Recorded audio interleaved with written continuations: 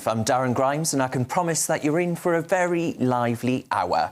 Let's crack on with tonight's first debate. First up, it's Albie. Albie, what are you kicking things off with tonight? Darren, I've got something new for you this week. Praise for Suella Braverman. Now, look, my views on Suella Braverman are very well known. Whilst I don't think she was the best Home Secretary and that she got a lot of stuff wrong during her time in government, I do think she got one thing right, and that was in her debate in Westminster earlier on this week. Let's take a listen.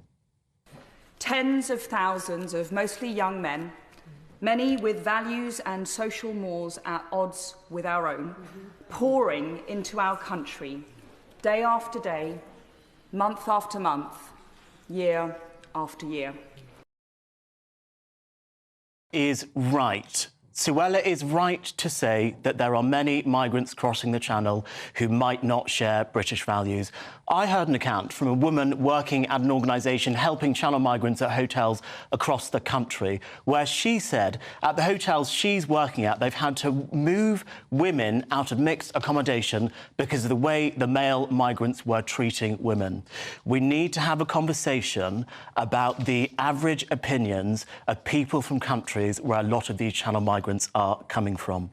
According to research from the Pew Research Centre, the majority of Muslims from countries in South Asia, North Africa and the Middle East believe that sons and daughters shouldn't have equal inheritance rights, that they want Sharia law to be the law of their country, that women must obey their husbands, and that Western popular culture is a threat to morality.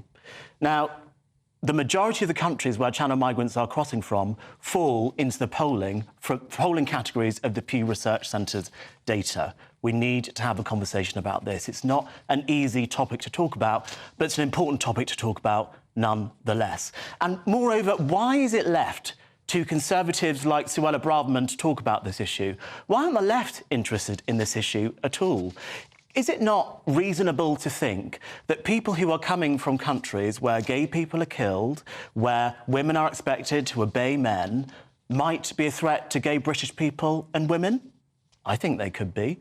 Is it not reasonable that you would think the left wouldn't want to have unlimited and uncontrolled migration from parts of the world where the average citizen has values so completely at odds with their own?